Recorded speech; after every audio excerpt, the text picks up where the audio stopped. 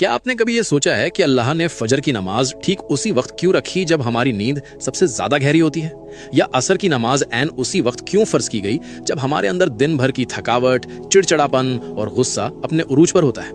हम में से बहुत से लोग ये समझते हैं कि ये सिर्फ एक इबादत का तरीका है या यूं ही कोई वक्त मुकर्रर कर दिया गया है, लेकिन हकीकत में ये कोई इत्तेफाक नहीं है।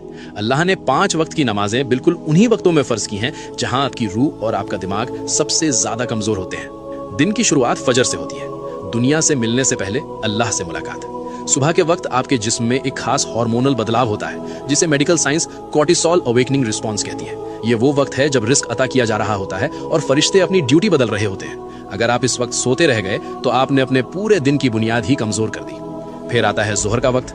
दिन के बीच में जब आप काम कर रहे होते हैं तो आपके जिस्म का एनर्जी लेवल गिरने लगता है, फोकस खत्म हो जाता है, दिमाग थकने लगता है और इंसान गलत फैसले करने लगता है। जोहर की नमाज आपके दिमाग के लिए अल्लाह की तरफ से एक परफेक्ट न्यूरोलॉजिकल रीसेट है। ये आपके दिमागी बोझ को खत्म करके आपकी तवज्जो को दोबारा बैलेंस करती है।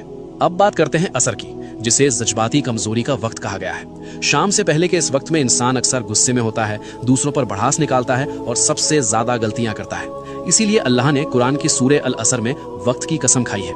असर की नमाज एक हिफाजती रुकावट है जो आपको जज्बाती तौर पर टूटने से बचाती है। इससे पहले कि हम मगरिब और इशा के एक बहुत बड़े राज की तरफ बढ़ें, इस वीडियो को अभी अपने दोस्तों और अजीजों के साथ शेयर जरूर करें ताकि वो भी नमाज की इस खूबसूरत हकीकत को समझ सकें। मगरिब, बदलते हुए लम्हों का वक्त। जब सूरज गुरूब होता है तो आपका दिमाग दिन की रफ्तार से निकलकर आराम की तरफ जाने लगता है। ये एक ऐसा ट्रांजिशन का वक्त है जिसके बारे में हमारे प्यारे नबी हजरत मोहम्मद सल्लल्लाहु अलैहि खास तौर पर तंबीह फरमाई है। जब रात दाखिल होती है तो गैब की मखलूक ज्यादा एक्टिव हो जाती है। मगरिब सिर्फ एक नमाज नहीं बल्कि अंधेरे की दहलीज पर मिलने वाली एक मजबूत हिफाजत है। और आखिर में इशा, अंदर की दुनिया की हिफाजत।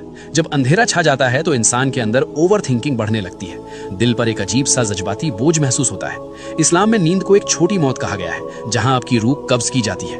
इशा की नमाज गैब की दुनिया में दाखिल होने से पहले आपकी आखिरी हिफाजत है।